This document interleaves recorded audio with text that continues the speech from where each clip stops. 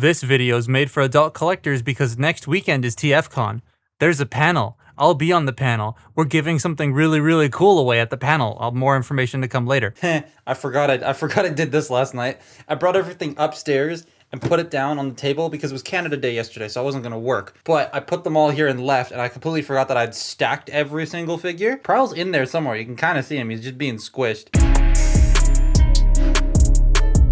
The more than meets the eye subline for Target in the US and literally anywhere else it seems over here, but you know, Wave 2 is mostly bad guys. Seriously, it like almost everywhere but Walmart has these figures here. It's kind of nice. But that aside, it's a bunch of bad guys plus Mark. Oh, and Megatron's here because he got delayed in Canada, but he's part of Wave 1 for this portion of the subline, but he came out with Wave 2 here. It's confusing, I know. But here we have Prowl, Starscream, Megatron, and some fucking bugs. These are more flat and vibrantly colored decos that match cartoon styling more than their original versions of the molds, except for Starscream's case where they just made an entirely new figure that's better than this thing. I know most people are here to see either Prowl or Starscream, so I guess we'll just get the bugs out of the way first. I know majority of the talk I've seen about this online has been about people preferring either the original decos or the dramatic capture ones over these, but to me, and I think it's because of the flat yet striking colors, the yellow they picked works with that kinda like creamy off-white. It reminds me a lot of that prototype Optimus Prime I have here. I like all three of these figures already, so having them in these colors, I can't read today. I just struggled to read that sentence.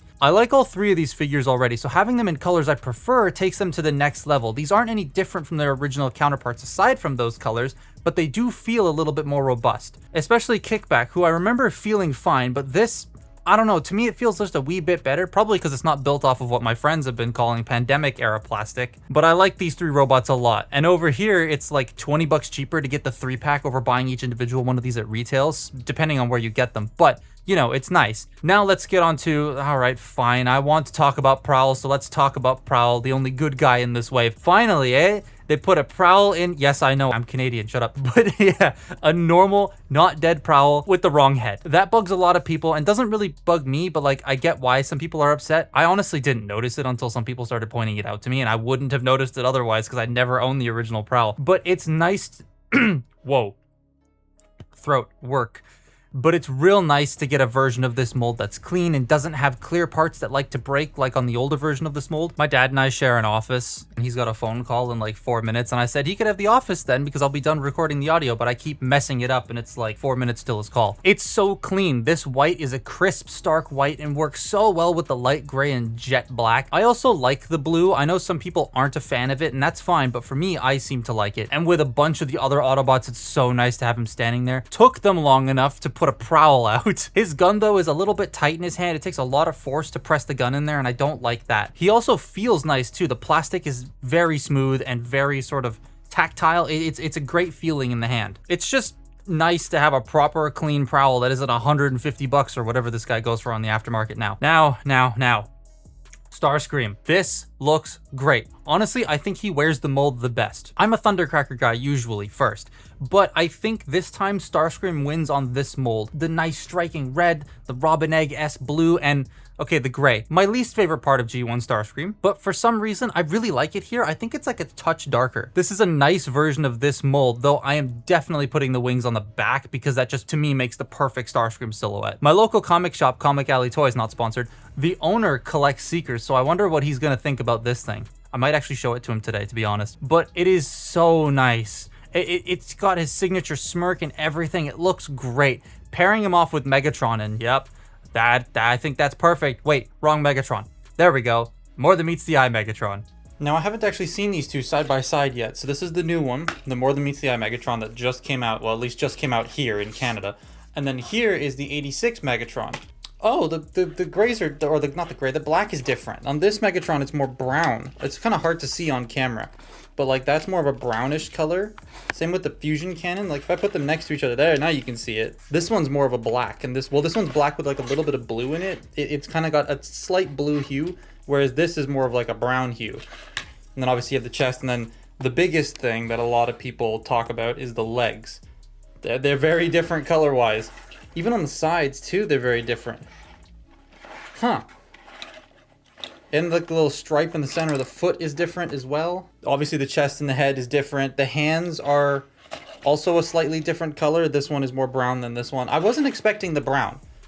Like, I didn't notice it on this guy, but putting them side by side, now I'm noticing that he's, you know, me shade. Basically, this is Megatron with poo on his chest, poo on his face, and gray legs. Looks like they listened to people and made the legs gray. That's neat. Again, I had no issue with the older deco, but for those who did, there's this. And then, you know, swapping the legs around shouldn't be too hard. They're just on mushroom pegs at the thigh swivels. He also comes with the Optimus Death Gun and his sword, so that's neat. Okay, having the entire More Than Meets the Eye collection without Scourge is really making me want to get Scourge just to complete the set. Even though I don't like that figure. Should I? I don't know. All of their articulation is pretty modern. I've been over these molds before in detail, so I'm not going to bore you with them again because that would take forever. Prowl is like insanely articulated with awesome ankle tilts, deep knee bends. He can get pretty low to the ground with his high swinging hips, though every once in a while the shoulders do like to unpeg. The Insecticons are pretty generic by today's standards, but they're no slouches by any means. They look cohesive as a team posed together. Seeker mold is awesome. Yeah, it's a little bit awkward to pose, but given how the last one was like, well, crap, I'd take the new one any day. Oh, and he looks great holding Megatron's alt mode gun that like 86 Megatron comes with. Speaking of which, God, 86 Megatron is such a treat to pose around. A huge up from 86 Prime, who was already great, but this one has deeper knee bends, deeper elbows, higher reaching hips, and ankles that can go anywhere. The Insecticons don't do a lot of unique in terms of transformations. Kickback sort of stretches out, Shrapnel compresses himself, and then Bombshell is just a partial off of Shrapnel, so he feels a wee bit boring because he just does the same thing except for the arms. Oh, and they also come with snacks.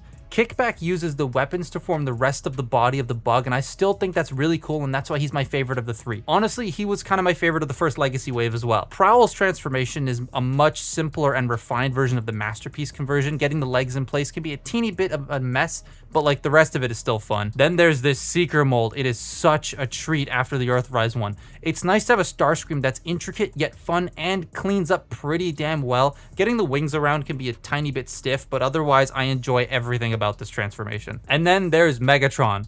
The fact that they kept his entire sides of the tank inside each leg, like Titan's Return Cup or Siege Hound, but way more intricate and so smooth, is awesome. Getting the arms around can be a little bit of a hassle, but the legs and torso are such a treat. And these are some nice alt modes. Starscream is the clear winner here though. Prowl is nice to have. Megatron's cool with the gray bits, and the Insecticons don't really change much, but Starscream smashes the entire wave. He looks so good. Something about how they darken that gray really makes his whole alt mode work better for me. With that nice powdered blue and the red stripe down the wings, it's such an iconic look on this jet, and having a good version at Voyager scale after all this time is so satisfying. I would say that means I can say goodbye to the Earthrise one, but this is actually the original 86 leader, and I can't get rid of it because I have every Studio Series leader and it would break up the set. The cockpit opens, the landing gear folds down, and next to the rest of the jets, man, that looks so good. I love how these three shine together. Now, somehow figure out how to do the cone heads on this mold, please. I like Earthrise thrust, but a new one would be epic. Megatron's tank does look more cohesive in this mode thanks to that new shin color. The grays also are a tiny bit different, I'm noticing now that he's in tank mode. The damage on the front is cool, but I kind of wish they would have continued it on the outside of the tank because it hides in the legs, so it wouldn't have shown in the robot mode. Prowl looks pretty damn nice. Someone on my street actually owns one of these cars. I like the blue windows. I know some people don't. I think they work well against this like bright white color, but I do wish the headlights were a different color than the blue. I wish they were silver. And the Insecticons are here. I've never really been the biggest fan of their alt modes, but they look fine. Again, I think Kickback's the coolest because of the way he integrates the weapons. As exclusive capsules go, this, I think, hits every nail on the head. I liked every figure in it, excluding Scourge, because I just don't want to have that mold again. But his deco looks neat, I guess. What's been your favorite from this set, though? I'm very curious. For me, it's definitely Starscream. Completing the Seeker set and just being a good-ass Starscream is real nice. Having a Prowl at retail, too, is such a treat. And they fixed the color issue some people had with Megatron. And then if you want the bugs, there's bugs, I guess. If you like 86 stuff, then I would definitely recommend these. I may think the bugs are a wee bit lame, even though I like them, but like there's really nothing wrong with any of these figures. But that's been my look at the More Than Meets the Eye collection wave 2 and Megatron. Follow me on Twitter and Instagram, and I'll see you next time. Bye bye.